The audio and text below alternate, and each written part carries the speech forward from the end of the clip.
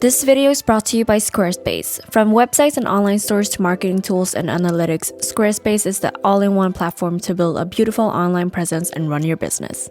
Hello everyone and welcome back to my channel. My name is Julia. In case you haven't seen my previous video, I recently just bought my first ever apartment. On Instagram and YouTube, some of you guys were asking for budget tips and I thought it would be the perfect moment to make a video about it. So a little background story, I bought the apartment myself. I've been financially independent since I was 15 and I don't come from money at all. My family is working class. I've never received an allowance in my life. And yeah, basically everything that I have or I own, I've acquired with my own money. And so I thought I'd share my best tips to you guys coming from someone that knows the struggle, has been broke, and has worked her way up to now get her own apartment. So basically when I was 18, I only had 4,000 crowns on my account, which is $400, 400 euros, and I didn't get any savings from my parents. I got a bit stressed for the future because I knew that I wouldn't have financial backup from my family, and so I had to be 100% independent, and that's kind of what motivated me into really get into budgeting and saving, just so I build up safety for my future. So the first thing I did was to set up goals for myself, and I think it's really important when you want to save and budget that you have a clear goal in mind. It could be quite disheartening to not know what you save for, and that's when you feel like you can spend your money in any way. But I had a clear goal in mind, and for me that was getting my first ever apartment. And obviously I wanted to be realistic, so I set up a plan for at least 5 years minimum. And then of course you can have other more simpler goals like getting your driver's license or saving up for a trip or saving up for a bag or anything that you really want but can't really acquire at the moment. But just having a goal in mind is really helpful for when you want to budget. After that, it's really important to break down your expenses. So this can basically entail that you look over your accounts from 3 to 6 months and basically just calculate and track down all of your expenses, big or small, and just see what is it that you spend your most money on, what's your income, and how much do you actually save. And just having that overview can really help in determining what you need to improve on or focus on when you want to save. And after that, of course, you start by creating your monthly budget. And it can be quite tricky to get into a mindset or a budget plan just all of a sudden. A great tip is to do this with your roommates or with your family or whoever you're living with, because that can really help motivate each other and make it easier for you as a collective to save together. And that's partly what I've done with my roommates as well, but I'll get into that in a bit. So for your budget, you want to separate your income, your costs, and your savings into several subcategories. You can do this graphically, I've done pie charts and diagrams of your budget so that you can get a clear overview, or if you just work with numbers and write it down, that works just as fine. So for your income, it's obviously your salary, if you get any student loan. And for your costs, I normally break it down into your fixed costs and then your miscellaneous costs. So your fixed costs entails your rent, your electrical bill, your insurance and transportation, anything that you need every month. This is your basic necessities to survive, and reoccurring costs. And in the miscellaneous costs, this is things that aren't really necessary for your survival, but it's still things you indulge in, like eating out, shopping, fixing your hair, nail, just anything that's for fun and not really a staple in your life, but you still want to do it, you know what I mean? And then of course your savings is how much you put away for every month. And when you start breaking down your historical transactions into these brackets, it's really easy to see how much you actually spend for each month. And from here, it's easiest to determine what to cut off or what to save more or what you can totally remove from your monthly spendings. And of course, for cost, I know that it's really easy to eat out instead of cooking at home or getting that spontaneous purchase because you were in the mood or you just got your salary. But it's very important to break away from that mindset that just because you have money in your account doesn't mean that you have to spend it immediately. And I've been determined since I was a student that I'd always cook at home and bring lunch boxes, and if you meet up with friends, if you can, then why not cook at home instead of going out to eat or having picnics or doing activities that doesn't entail that much money. It doesn't, of course, mean that you totally remove all of your fun activities, because you are allowed to have fun and that's what you're gonna budget as well, but it's just important to not stray away from your goals and your plan. And try to be reasonable as well. What's a realistic change that you can do in your life? For example, for me, when I lived alone and was a student, I had roughly 2,000 to 2,500 Swedish crowns, which is roughly $200 to $250 for my food expenses. And that means all my grocery shopping and what I cook at home. Recent years, when I've been living with two other people, we've had a collective monthly budget for food, and that is $300 for 3 people. So my monthly cost for groceries for each month is only $100 per person, and this is something that I proposed to my roommates, and it's worked really well for the past 2 or 3 years. And basically,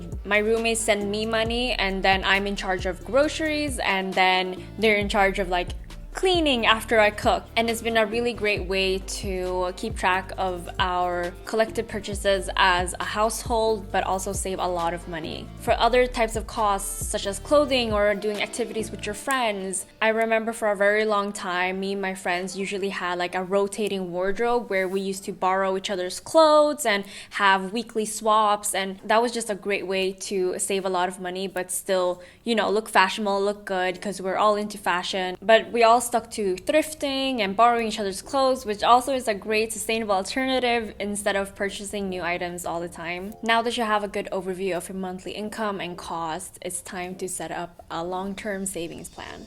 Savings take time, and it's definitely something you do over time, and that's why it's also important not to stress too much about it.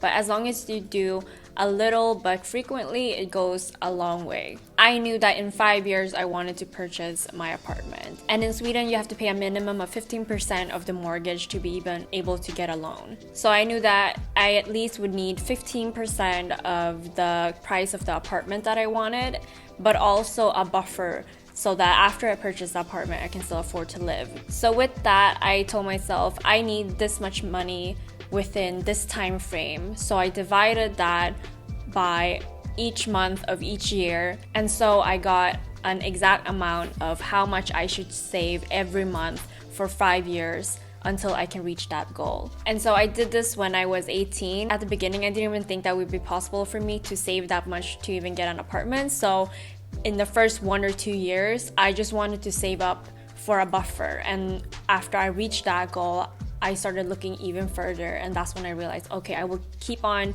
what I'm doing right now so that I can save until I get my apartment. The other way I would go around it is just by looking through all your costs and then basically just deciding that this is the maximum that I will be allowed to spend for each month, and the rest of my income is just gonna go straight into savings.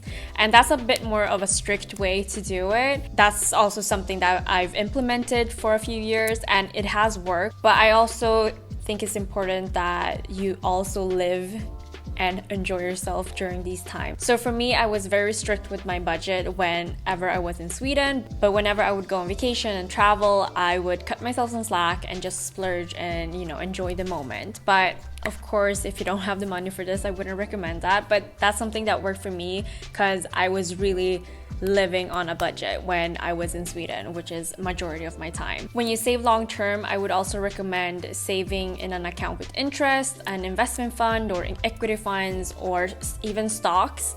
Now, I'm not a professional when it comes to stocks and funds, but I just got to learn the basics just about like 2 or 3 years ago, which is quite late in my savings journey. but I realized that just saving it in an account isn't really as efficient or profitable as saving it in an investment fund. You can choose a fund that doesn't have a lot of risks as long as your money will grow and not just lay there. That's the same as just saving your money under a mattress or something, you know? And that's something that I was really late with. So after I did my research and put my money in an investment fund, I actually managed to grow my money by 25% just by having them in the fund. This was through basic knowledge. Since I'm not a professional when it comes to funds, I won't go any deeper than this, but do what works best for you. And if you have any knowledge or a family member or friend that do know some about funds or stocks, ask them for help. That's what I did and it worked for me. Saving your money into investment funds or stocks or savings accounts with interest is also a great way to lock in your money, which means that you won't be able to take money out whenever you please. And it could be a great way so that you don't touch your savings, because I know that people, including myself, have been tempted to touch the savings just because of an urge to purchase something or doing something you want to do. But if you want to think long term, stick to your goals and try to remember why you're actually saving in the first place. Also remember that while you save, it's essential to have a buffer. A buffer is for when unexpected things happen, like your phone gets broken or your car needs reparations, or maybe your mother fell and she has hospital bills or whatever. Shit happens all the time and is unpredictable, and that's why it's so important to always have a buffer regardless of your economic situation. This is the money that's the in case of emergency money. I even named one of my accounts ICE so that I would know this is for important use only. And for a very long time, I didn't touch the buffer at all. But then eventually it came a moment where I had to use a lot of money because of an unexpected situation, and having the buffer really helped me through that process. Lastly, I'd say keep track of your accounts. I check my accounts regularly just to know like what has changed, how's my money flowing, what have I spent on, because sometimes you just swipe your card and you don't really think about what you've been spending on, and then at the end of the month you realize you don't have anything left and you don't even know what you did with all your money. I know plenty of people that are kind of scared to check their accounts just because, like, you know, they're in denial, they don't want to face the truth or like see how much you're actually spending. But I believe that always keeping track of your money is a great way to indicate, like, am I going in the right direction? Am I actually saving, or I'm currently just spending and splurging? And also remember that this is a long process and it's not change that will happen overnight, but it's really important that you just keep saving monthly and stick with that budget plan that you've set up for yourself. I think that was it for this video. I wish you all good luck with your savings. I'm sure I've missed quite a few pointers, but if there are any specific questions you'd like me to answer, please drop them down below and I would be happy to help. But yeah, I will see you guys in the next one. Bye! Thank you so much for watching, and I really hope you guys like this video, and also thanks to Squarespace for supporting this video. Squarespace has a lot of great features I enjoy that I'm sure you'd love as well. I'm currently building a website for my portfolio and photography, but you can use Squarespace for anything from a personal blog to professional services and online stores. You don't need any website developing skills to create a beautiful website, since they offer a wide range of templates and you can go crazy on the customizable settings that are super easy to use. Honestly, if there's any feature you need for your website, Squarespace has it. Visit squarespace.com to be blessed with a free trial to start your new cute website, and when you're ready to launch, go to squarespace.com/thelineup to save that coin by getting 10% off your first purchase of a website or domain.